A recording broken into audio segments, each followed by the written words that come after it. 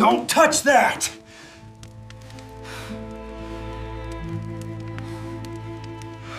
You think scratching out the names changes anything? Your signature is still right there. He barked the words before she even crossed the threshold. Don't touch that. Her hands froze mid-wipe over the rough pine table, and she looked at him, calm, steady, like she had nowhere else to be. You hired me to clean, she said. The voice was quiet, not soft, but it held a patience he didn't have. I didn't hire anybody, he spat, stepping closer, the floor creaking under his boots. She tilted her head. Then you left the door open, she said, almost like it was the most obvious thing in the world. He slammed his hand on the table, dust flying, and cursed under his breath. Years alone, scrubbing his own floors, burning his own trash, keeping the cabin free of both rats and company. He thought he'd been careful. The silence was his, until her voice cut it apart. You clean every day, he demanded, hands on his hips, eyes narrowing. I clean so it stays quiet, she said, moving the rag in small, deliberate circles over the scarred wood. Quiet doesn't last, he muttered, scanning the room. Every nail, every crooked picture frame, every shadowed corner screamed history he hadn't touched in decades. She followed his gaze without flinching. You don't ask questions, he said, trying to measure her, trying to see a hint of fear. I've learned what matters, she said. He paced, boots tapping the floor. The cabin smelled of ash and pine and old sweat. The walls, lined with shelves and boxes, leaned in, heavy with years of solitude. He had been alone long enough to speak aloud only to the ghosts of memory, only to the echoes of the sheriff who used to knock and leave too soon, only to the letters of women who had lived and left, never returned. Name's Harris, he finally said, the word clipped. She didn't look up. I know, she said. The simplicity of it made him tense. She shouldn't know. He shouldn't have to tell her anything. I said, don't touch that. His voice was louder now, sharp against the quiet. He pointed to a chipped chair, to the floor, to the corner where a box of old letters sat untouched. I'm not afraid, she said. Her hand moved to the chair anyway, brushing over the rough wood. Dust rose in a small cloud, settling quickly, silent. Then why are you here? His question was part accusation, part plea. Because it had to be done, she answered, and he realized the calm certainty in her voice was more frightening than anger. He grabbed a broom, sweeping angrily at the floorboards. You're not supposed to be here, he said, watching her. Every movement she made was careful, deliberate, a challenge dressed in domesticity. I know, she said. She didn't flinch, didn't step back, didn't explain herself. She wiped the table again, folding the rag neatly before dropping it back into her basket. He stopped, mid-sweep. He wanted to speak, wanted to shout, wanted to ask how she knew his name, how she knew where to begin, how she could move so freely in the spaces he had mapped out for solitude and silence. But he couldn't. The words stuck in his throat, bitter as the coffee he hadn't touched all morning. You shouldn't be here, he said again, softer this time, almost resigned. I know, she said, and the words didn't need repetition. The cabin seemed to hum around them, the walls thicker somehow, the air tighter. Her presence didn't intrude. It claimed. He watched her hands, small, sure, moving over splintered wood and dust, tracing years of his own effort without acknowledgement, without judgment. The shadows in the corners of the cabin seemed to bend toward her, and for the first time in years, he felt the weight of another living being inside his walls, inside his life. You clean every day, he asked again, quieter. Yes, she said. So it stays quiet. Quiet doesn't last, he muttered, and then, finally, after a long pause, he sank into a chair, his eyes fixed on the table she had scrubbed. She looked at him without looking up from her work. I know, she said, and the words hung in the air like smoke, heavy and permanent, settling between them and the cabin that had been his for too long. She didn't move from the table. Her eyes flicked toward a folded paper hanging on a nail above the stove. That's your list, she asked, voice flat, almost casual. He froze mid-step. Don't read it, he said, but she had already leaned forward, fingers tracing the crease.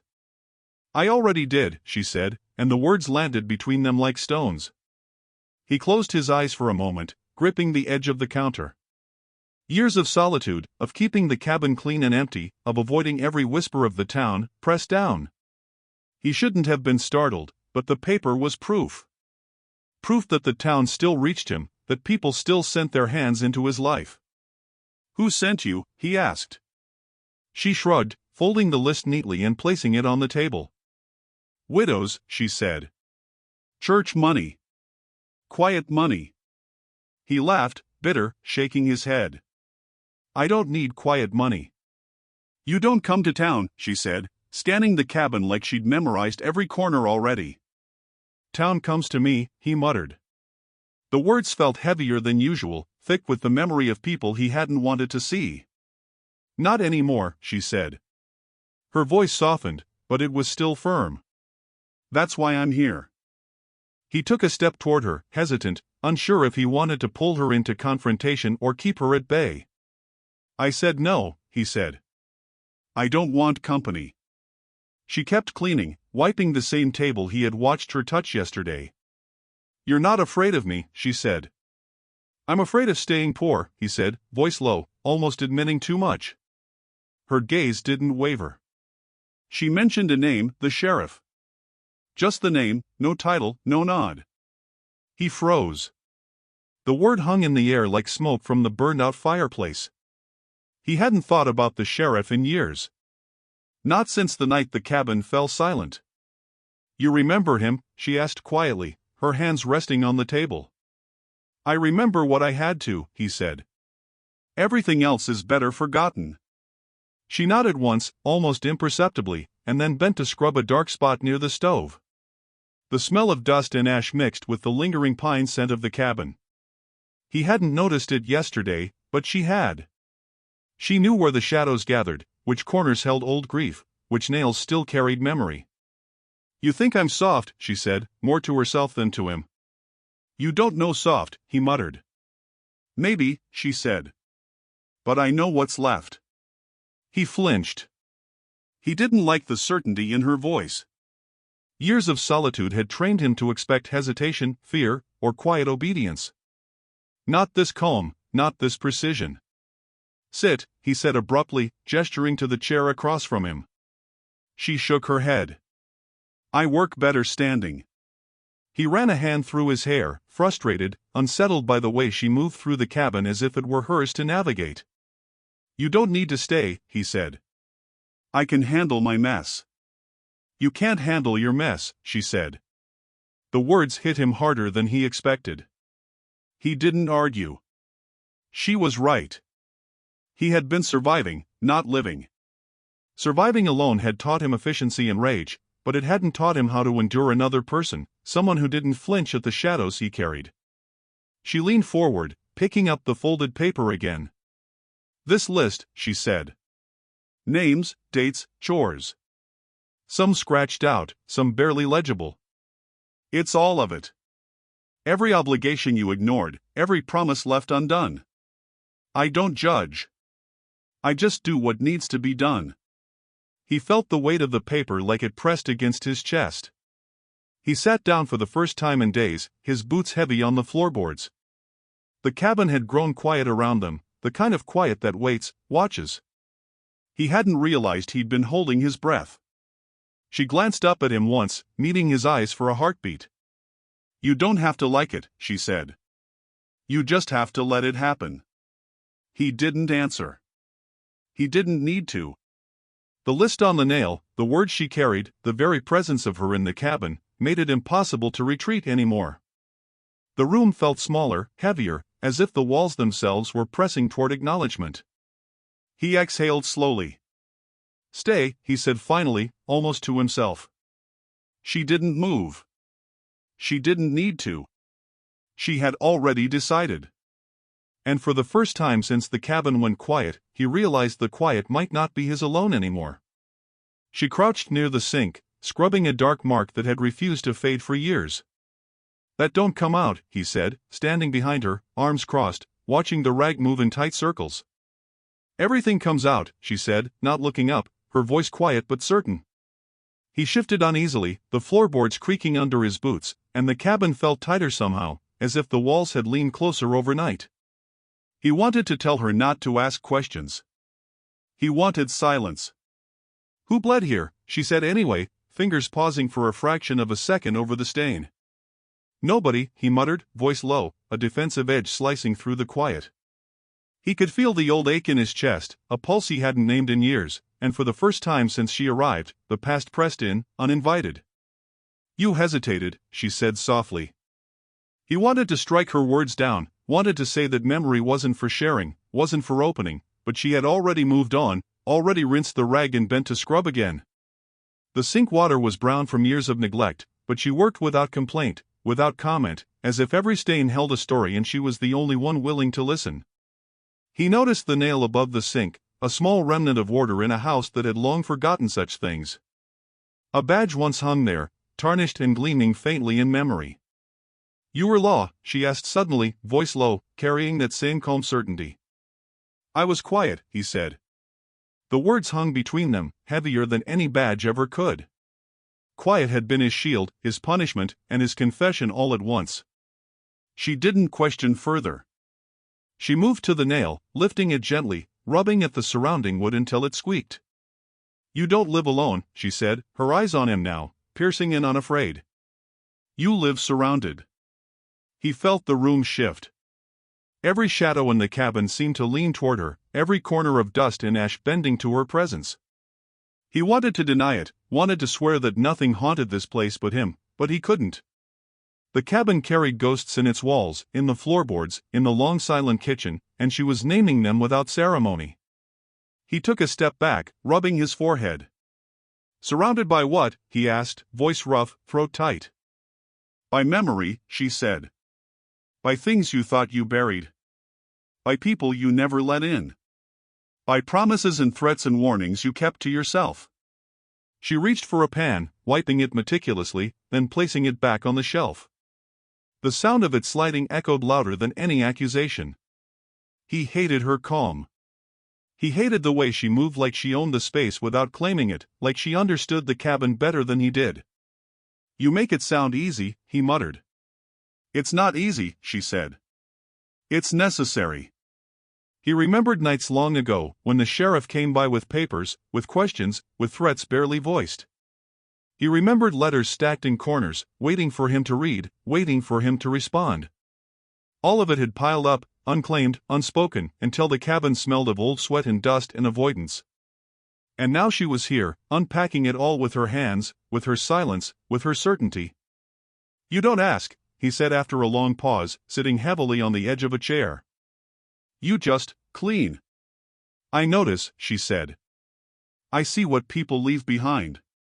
I see what they think is gone. I see it because no one else does." He swallowed. He wanted to shout, to tell her to stop, but his voice caught. She wasn't afraid of the dark, or the stains, or the history of the cabin. She wasn't afraid of him, and that made the air between them tense, charged. She lifted the rag from the dark mark one last time, damp with soapy water. "Everything comes out," she repeated, her voice firm now, almost a warning. "Even the things you buried."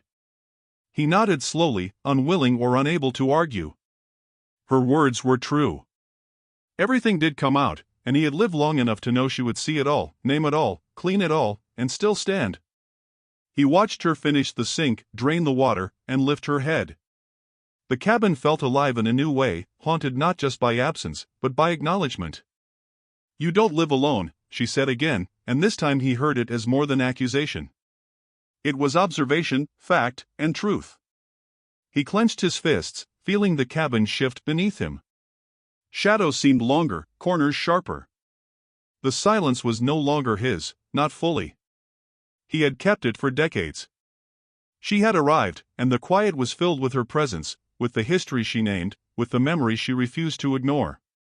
And for the first time in years, he realized he couldn't erase it all, couldn't scrub it away, couldn't hide behind walls or walls of solitude. She had come for the stains, yes, but she had also come for him. The weight of her certainty pressed down, and he stayed silent, finally letting her sweep, finally letting her name what he could not. "You don't live alone," she said, one last time, and set the rag aside, looking at him. She stepped toward the back door, hesitating only for a second before opening it. The wind hit her first, carrying the smell of damp earth, pine, and something older than the cabin itself. "Water?" she asked, tilting her head toward him. He didn't answer right away, just nodded toward the well at the far edge of the yard. "Don't lean," he said, voice low. She paused. "Someone fell?" she asked. He turned slightly, hand brushing the rough edge of the doorframe. "Someone was dropped," he said. The words were clipped, final, leaving no room for further questions. She didn't flinch. She didn't move back. Instead, she walked slowly to the well, boots crunching on dry grass, the sound sharp against the quiet expanse behind the cabin. She lowered the bucket, ropes creaking, and the wind twisted around her, carrying voices, or maybe it was just the wind.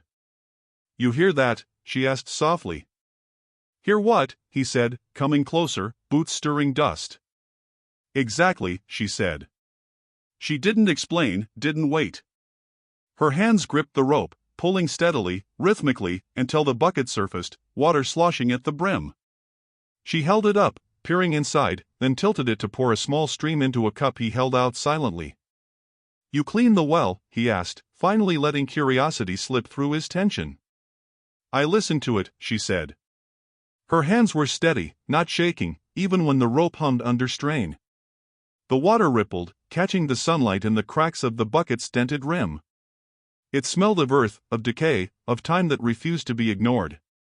He drank, the liquid cool against his lips, and something in the way she moved made him remember how long he had been alone, how long the cabin had been just walls, floors, and shadows. "You know this place," he said, almost a statement, almost an accusation. "It remembers," she said. "Places like this. It remembers women." He frowned, uneasy. "Women?" "Those who passed through, those who stayed, those who were unnoticed. It doesn't forget. You can scrub floors, burn letters, sweep dust, but the ground itself doesn't lie. The well listens, the wind listens, the corners of your cabin listen."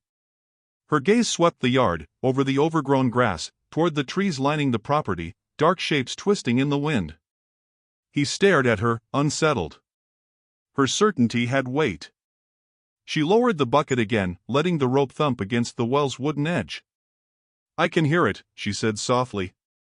"Everything left behind, everything buried. Even those who thought no one would come." He stepped closer to the well, the memory of falling water, of forgotten voices, pressing down. He could feel it in the damp earth beneath his boots, in the way the wind shifted. He had kept this place empty to keep it quiet, to keep the past from breathing over him, and yet she stood there, touching the rope, leaning toward the water, and she had already heard it all. "You think I'm afraid of ghosts," he said, voice sharp, cutting through the breeze. "You're not," she said. Her hands gripped the rope again. "You're afraid of remembering. That's different." He didn't answer. The wind picked up, twisting through the trees, rattling the branches like dry bones. The well water reflected the gray sky, disturbed only by the bucket's movement, yet it seemed to shimmer with faces he hadn't wanted to see. "This place remembers women," she repeated, almost a chant, almost a warning. He finally set his hands on the rope beside hers, watching her pull the bucket steady and sure. "You weren't afraid to come here," he said, voice quieter now, the edge of confrontation softening into something like acknowledgement. "No," she said. "Not afraid. I know where to stand. I know where not to. You've hidden too much, but I can see it. The well tells me." He swallowed, letting the quiet press in around them, letting her presence claim the yard as if she had always belonged. She poured water into the cup again, set it on the ground, and straightened, wiping her hands on her apron. The wind tugged at her hair, at the edges of her dress, but she stood firm, rooted in the memory-soaked earth. He didn't move away, didn't stop watching. There was something about her certainty that made the cabin inside feel smaller, heavier, as if the past itself was converging around them. And yet she wasn't frightening. She was just knowing. She looked at him then, straight and unwavering. "This place remembers women," she said again. Her voice was softer this time, almost tender. "It keeps them. Not as shadows.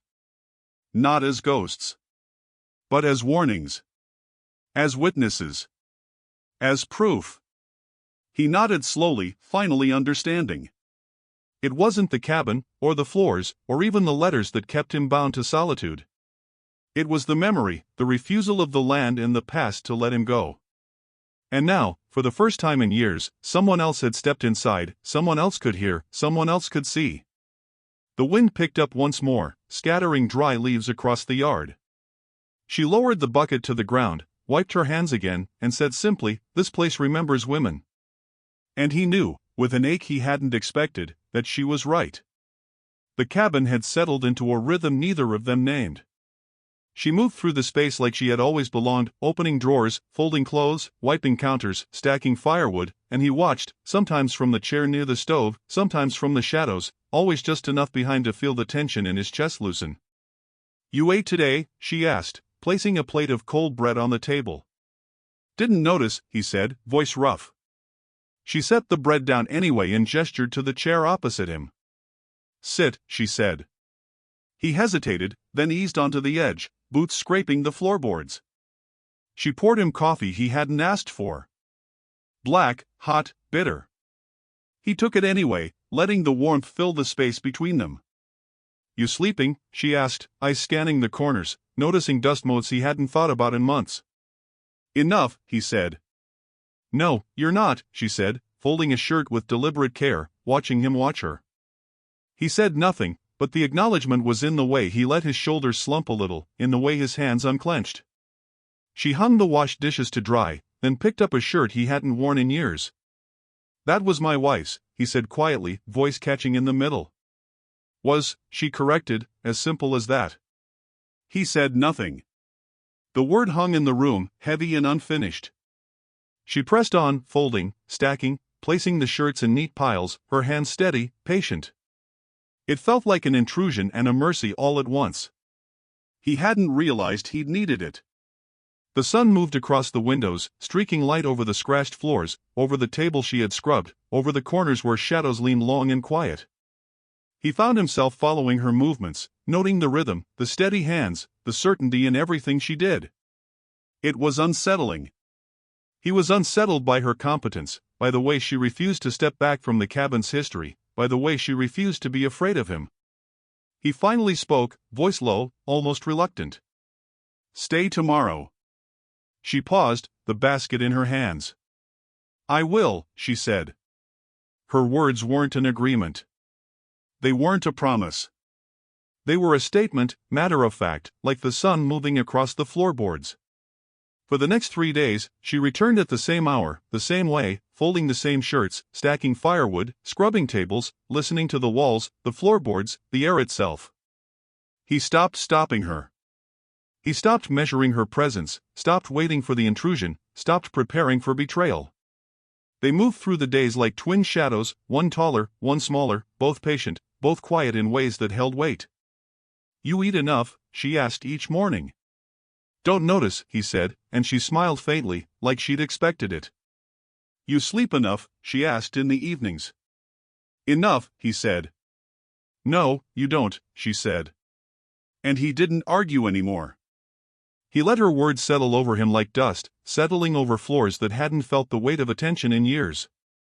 One morning, he watched her lift a shirt, his wife's shirt, from the drying line. "Was she like you?" he asked, almost to himself. "Different," she said. "But the same in ways that matter." He didn't press, didn't need to. He let the comparison linger in the air and fade. She moved on, folding, stacking, setting things in place that had never had a place.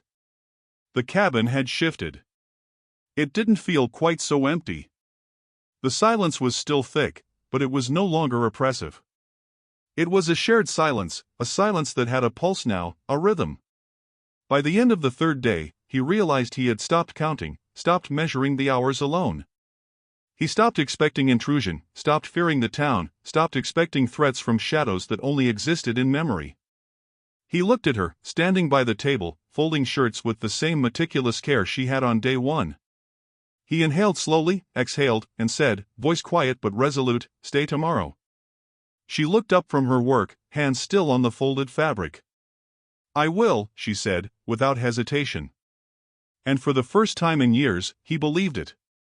The sound of an engine cut through the quiet of the cabin like a blade. He froze mid-sweep, broom in hand. The truck rolled slowly past the fence, gravel crunching under heavy tires. "You expecting company?" he asked, voice low, almost a growl.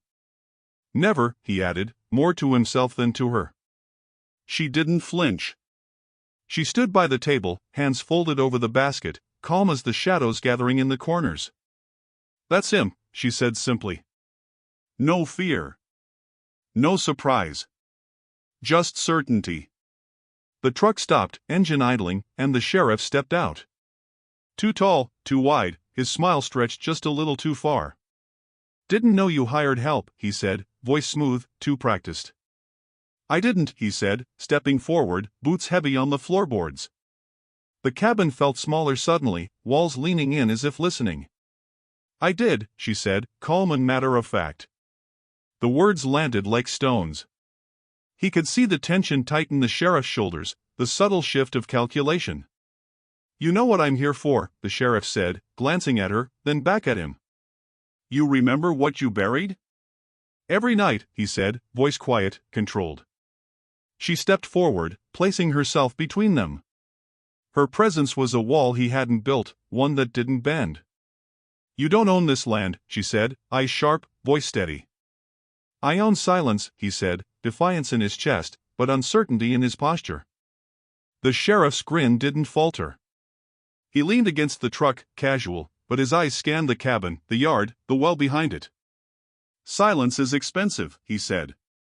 "Especially when you owe it to people who know your past." The air shifted. Dust rose in small motes, catching the afternoon light. He could feel the history of the cabin pressing down, the years of quiet, the years of hiding. The sheriff had come before, had asked questions, had threatened, and left. But this time felt different. The woman beside him made it different. "You think I'm scared," he said, voice hardening. "You're alone," the sheriff said. "That's not fear. That's foolishness." She stepped closer, hands on her hips, leaning into the space between him and the sheriff. "Not anymore," she said. "You leave now, or we both deal with it." The sheriff's eyes flicked to her, a spark of surprise, then a shrug, almost imperceptible. "You're bold," he said. "Too bold." "Bold is better than silent," she said, voice firm. "Better than hiding in shadows you call protection." He felt it, the weight of her certainty, the shift in the room. For decades, he had kept the cabin his alone, kept the town, the past, the sheriff, all at bay. She had arrived, cleaned, watched, listened, and now she stood like a blade across the threshold of his solitude. The sheriff pushed off the truck slowly, hands in his pockets, still smiling too much. "You know what happens when you cross me," he said, tone casual but sharp. "We know," she said. Her voice didn't shake. Her eyes held his, and he felt steadied, bolstered, understood in a way he hadn't been for years. "You think marriage will save you?" the sheriff asked, almost a taunt, but she didn't answer. He stepped beside her, feeling the shift, the alignment. "It's not about saving," he said. "It's about surviving. Both of us." The sheriff's grin faltered. He leaned back against the truck, squinting in the late light. He took a step toward the road. "You'll regret this," he said. But the threat had no weight now. Not with her there, not with the cabin alive with attention, history, and acknowledgement. She whispered, almost to him, almost to the cabin itself, "Marry me." The words slipped into the air, simple, sharp, deliberate. He froze, then felt the truth settle over him. It wasn't romance. It wasn't impulse. It was defense. Dignity shaped into a weapon. The sheriff started the truck again, gravel rattling under the tires. "This isn't over," he said, but the weight had shifted. The cabin, the woman, the silence he had once owned, none of it belonged to him anymore. The engine roared and faded down the lane. Dust rose behind it, swirling in the air, catching the sunlight, and then it was gone. The quiet returned, but it wasn't the same quiet. It was a quiet they had earned together. He exhaled, slow, measured. His hands, still shaking from tension, lowered. Marry me, she repeated, voice steadier now. Her eyes didn't leave his. He laughed once, short, unsteady, but there was something beneath it, something he hadn't felt in years, relief, clarity, acknowledgement. You don't know me, he said. I know enough, she said. The certainty in her voice made him swallow. She didn't need persuasion. She didn't need explanation. She had already named the truth of the cabin, the past, and the way forward. He nodded slowly. The room felt lighter somehow, the walls less oppressive, the shadows less sharp. The sheriff's truck had gone, but he and the woman remained. The air between them hummed with possibility, danger, and an unspoken promise. He didn't need to ask. She didn't need to explain. The decision was made in the way she had moved through the cabin, in the words she had spoken, in the weight of her certainty pressing down like sunlight through a dusty window. And for the first time since the cabin had gone silent, he realized he could step forward, not alone, not guarded, but aligned. He laughed once. Short. Bitter. A sound that surprised even him. You don't know me, he said, shaking his head, boots scuffing the floorboards. She looked at him steadily, folding a shirt, placing it in the neat stack she had started 3 days ago. I know enough, she said. Her voice wasn't soft, it wasn't coaxing, it was precise, factual, immovable. He took a step toward her, unsure whether he wanted to push her away or pull her closer. This isn't a joke, he muttered. His chest tightened. The cabin, their cabin now, pressed in around them with dust, sunlight, and shadow. He felt exposed, unarmed. She set the folded shirts aside and leaned against the table. It's not a joke, she said. It's survival. He frowned. Survival? Marriage, she said, voice even, eyes sharp. Legal protection. Safe passage. A line you can't cross. For both of us. He blinked, startled. He hadn't considered it, not because he didn't know the law, but because he had never imagined anyone stepping into his world so completely. You're serious. As serious as the well behind the cabin, she said. As serious as the shadows you've ignored for years. He can't touch me if I'm yours. And if I'm not safe, he asked, voice low. Then neither am I, she said. There was no hesitation. No uncertainty. Just a simple alignment of truth. He ran a hand through his hair, pacing a small circle, the floorboards groaning under him.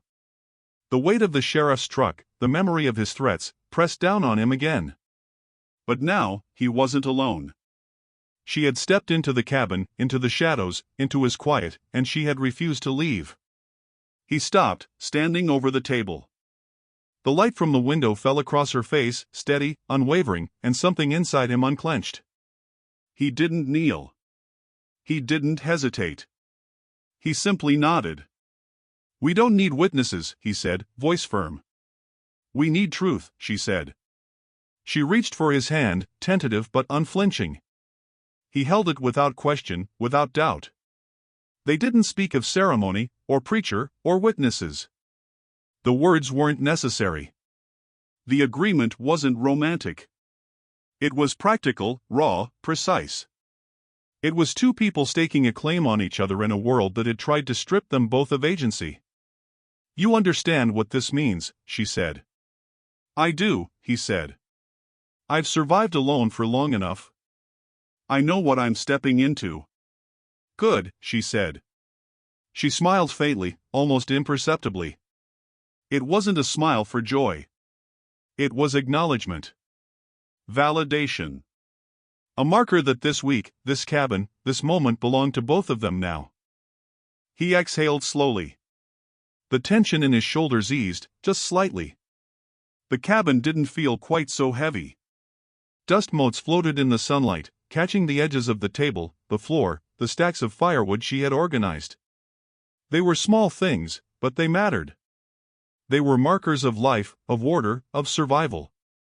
She stepped closer, brushing a strand of hair from her face. You'll need to tell people, she said quietly. If the sheriff comes back. He won't, he said. His voice carried the weight of determination and fatigue. And if he does, we deal with it together. Her eyes met his, steady and unyielding.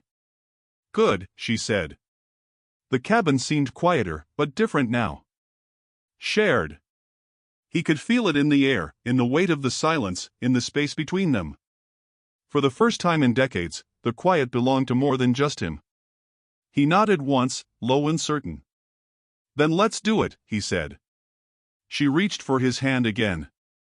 This time, neither hesitated. They stood together in the doorway of the cabin, sunlight behind her, shadows behind him, and for the first time, he felt a tentative alignment.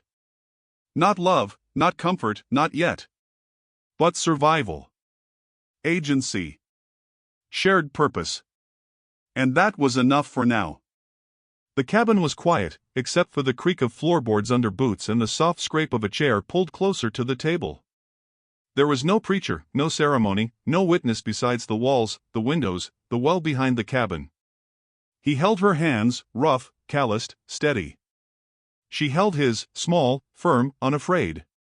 You stay? He asked, voice low, eyes scanning her face for doubt, fear, anything that might break the fragile alignment they'd built. I stay, she said. Simple. Certain. No hesitation. You lie, he asked, voice sharper now, the weight of years pressing down. Only to men who deserve it, she said. Her eyes held his. Truth wasn't an argument. It was fact. They exchanged names, first names, slowly, deliberately. No rings. No adornments. No witnesses to mark the occasion. Just the two of them, standing in a cabin steeped in memory, shadows, dust, and survival. He didn't falter. She didn't flinch. You're not my maid, he said, voice almost a whisper, half statement, half question. Never was, she said, and the word landed, clean and sharp. The well behind the cabin gurgled softly, water moving beneath the surface, as if echoing their agreement. It wasn't a blessing. It wasn't a promise from anything divine. It was acknowledgement from the earth, the past, and themselves. You clean alone? She asked quietly, eyes flicking over the old floors, the shelves, the corners where dust had gathered for decades. I did, he said. Not anymore, she said. She smiled faintly, almost imperceptibly. Not a smile of joy. A smile of acknowledgement. Of recognition. Of partnership. He swallowed.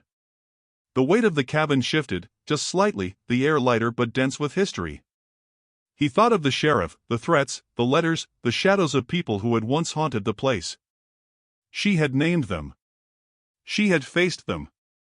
And now they stood together, two people aligned in the quiet, holding claim to the space, to each other, to survival itself. You understand what this means, he said, voice low, almost a murmur, not needing to ask. I do, she said. We're not asking for approval. We're not asking for blessing. We're asking for each other. That's enough. He nodded. He could feel it, the cabin was theirs now. Not fully, not without memory, not without shadows. But theirs in the way that mattered, present, shared, held together by choice rather than tradition, by survival rather than ceremony. She straightened, brushing her hair back, glancing at the window, at the stacks of firewood, at the floorboards that had been scrubbed, swept, and cared for over days now. We start today, she said. Together. He nodded again. Together. They moved to the table, setting hands on the wood, fingers brushing briefly, intentionally. It was a vow without words beyond the ones they had spoken. No God needed. No preacher. No promise beyond the one they could keep themselves. You watch the past, she said softly, but don't let it rule you. I try, he said, voice low, eyes on her hands, the ones that had cleaned the cabin, faced the shadows, named the ghosts. I'll try harder now. She leaned closer, voice almost a whisper. We clean together now, she said.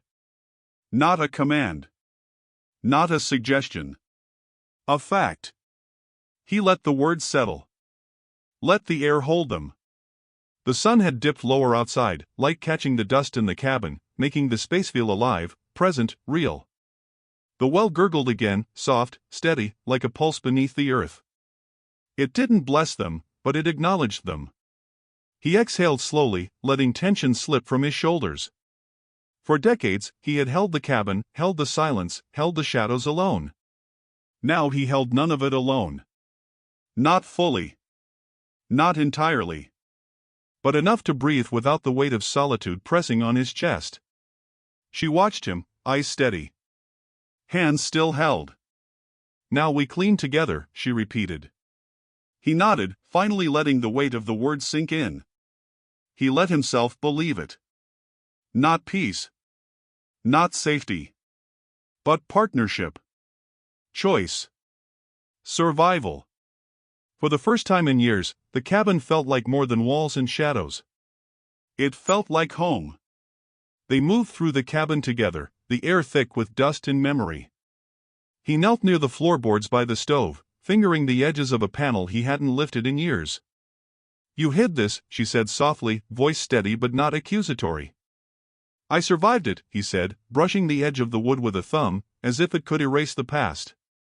She crouched beside him, hands steady, eyes scanning the gap. "It smells old," she said. "Not just the wood. Something else." "Letters," he muttered. "A girl's name." She looked up sharply. "A girl?" "Yes," he said, finally opening the panel, revealing a small stack of yellowed letters, brittle at the edges. The handwriting was jagged, uneven, desperate. A grave marker receipt slid out from the bottom, stained with water and time. "She was my sister," he said, voice low, almost a whisper. "And they called her Trouble," she said quietly, brushing her fingers over the papers, as if acknowledging the weight could release it. He didn't answer. He just stared at the floorboards, the letters, the cabin that had held so much for so long. His chest tightened. Every night of solitude, every day spent scrubbing and burning, had been an attempt to bury the memories, the guilt, the shame. She lifted the letters gently, carrying them outside, ignoring his instinct to stop her. She built a small fire in the clearing behind the cabin, letting the wind catch the pages, letting them curl and blacken. "Fire remembers too," she said, voice soft, almost reflective. "Then let it," he muttered. The words left his lips with a strange weight, a release, a surrender. He watched the smoke rise, spiraling into the gray sky, carrying the names, the pain, the unspoken truths. She didn't turn to him. Her eyes were on the flames, steady, unflinching. "They needed to go," she said. "We can't carry everything. Some things need to leave the cabin, leave us, leave the past." He nodded, letting himself finally breathe, the tightness in his chest loosening just a little. The letters were gone. The smell of burning paper and ash filled the air, sharp and freeing. The cabin behind them seemed lighter, quieter, but not empty. It hummed with acknowledgement, with survival, with memory honored rather than ignored. "You think the cabin forgives?" he asked, voice low. "Not forgives," she said. "Allows. Let's go. Only what it's ready to let go. We can't rush it." She dropped the last scrap of ash into the wind. "It's done with them now." He exhaled, running a hand through his hair, sweat and dust sticking to his skin. He felt the years of isolation pressing down, the weight of old fear, old shame, slowly lifting with each curl of smoke that rose above the trees. She stepped closer to him, eyes soft but steady. "And us?" she asked. "Can it let us go too?" He glanced at her, uncertainty in his expression, but her certainty calmed him, steadied him. "I don't know," he said. "Maybe. If we're careful." "Careful enough," she said. Her hand brushed his, warm and sure. He didn't pull away. He let it linger, let the connection anchor him, let the acknowledgement of shared history, shared survival, hold space in the cabin's weight. He glanced at the well behind the cabin, the stacks of firewood, the scrubbed floors, the shadows in the corners. The cabin was still haunted, still memory-soaked, but it was no longer just his burden. She had arrived, and the past could no longer dominate alone. "We've burned it," he said quietly. "The letters, the proof, the memory." "Not everything," she said, shaking her head slightly. "Some memories stay. Some ghosts live with us. But the weight, we've lifted it a little." He nodded, eyes fixed on the smoke trail vanishing into the wind. For the first time in decades, he felt a small lightness in the chest he hadn't known existed. The cabin had kept its secrets, but it had also yielded. Letting go wasn't peace, but it was movement, a pulse of survival, a breath shared. She stepped beside him, hands brushing together, steady, firm. "It's done," she said again. "The cabin has released what it can. Now we carry the rest together." He exhaled slowly, shoulders loosening, gaze sweeping over the clearing, the cabin, the well, the smoke rising above them. The air felt clean, heavy with ash, light with possibility, real in a way that solitude had never been. "Then we move," he said quietly. She nodded, a faint smile curling her lips. "We move," she said. And for the first time in decades, he felt the weight of the past lesson, if only just enough to stand, to breathe, to live, and to let the cabin finally rest in acknowledgement. The cabin was quiet. Not empty. Not sterile. But quiet in a way that felt earned, like the walls themselves had taken a breath after decades of holding shadows, secrets, and absence. He stood by the well, hands resting on the rough wood, water cool beneath his fingers. She moved through the cabin, hanging a new list on the nail above the sink, neat and deliberate. "You still hear them?" she asked, voice soft, cautious. "Less," he said, not lying but not claiming complete silence. The past would never leave entirely. Some echoes remained in floorboards, in the wind, in the corners of the cabin where shadows had grown thick over the years. But now they were shared, observed, acknowledged. They no longer weighed on him alone. She hung the last piece of paper, stepped back, and tilted her head toward him. "What's first?" He traced a finger along the well's edge, looking down at the water's reflection. "Lev," he said. "Short. Certain." The word carried weight, simplicity, a promise beyond ceremony or law. She nodded, brushing a strand of hair from her face. "Live," she repeated, echoing him. He glanced around the cabin. The floors were scrubbed. The firewood stacked. The shadows softened. Even the walls seemed less oppressive, less heavy with the past. They had survived threats, secrets, fire, memory. They had survived themselves. "You regret it?" she asked, stepping closer, hands brushing against his. "Marrying you?" he asked, voice low, almost teasing but carrying the truth of decades. "No," she said. "Letting me in." He nodded slowly, gaze softening, a rare light flickering in his eyes. "I stopped cleaning alone," he said. The words were simple, but they carried everything: acknowledgement, trust, the surrender of solitary defense, the acceptance of partnership. She smiled faintly, not for joy but for acknowledgement. She set her hand in his, letting their fingers intertwine naturally. The cabin hummed around them with the pulse of life, memory, and continuity. The shadows were still there, yes. But they didn't dominate. They observed, they acknowledged, they existed alongside them. He looked at the well behind the cabin, the stacks of firewood, the scrubbed floors, the open windows catching the afternoon sun. For years, this place had held him captive and quiet, forcing him to face the weight of absence, trauma, fear. Now it held them both, not as prison, not as punishment, but as witness. "We're not done," she said softly. "Not ever. But we're here. And that counts for something." He nodded, brushing a hand across the surface of the well. "It counts for everything," he said. The words felt right, felt heavy with truth. He hadn't realized how much weight he had carried alone until she had arrived, cleaned, listened, stood, and claimed part of the space with him. They moved together through the cabin, simple actions now carrying meaning. He stoked the fire, she washed dishes. He swept the floors, she stacked laundry. No words were needed for agreement. Each movement was a vow, each shared glance a promise. "You ever think about going back to town?" she asked quietly. "No," he said, not needing to explain. Town was a threat, a memory, a past he had survived. The cabin, the land, the silence, and now her presence were enough. He didn't need the world outside. They had built their own. She nodded, satisfied, turning back to fold the last piece of cloth. The air in the cabin felt lighter, warmer, settled in a way that didn't exist before. They had survived fire, letters, shadows, threats, and silence. Now, for the first time, they could breathe together. He leaned against the doorframe, watching her move, noticing the small changes she had brought, the order, the calm, the acknowledgement of what was and what had been. He felt something he hadn't in decades, steady, guarded hope. Not peace, not comfort, but something real. Something earned. She paused, glancing at him. Ready for the next day? I am, he said. Short. Certain. True.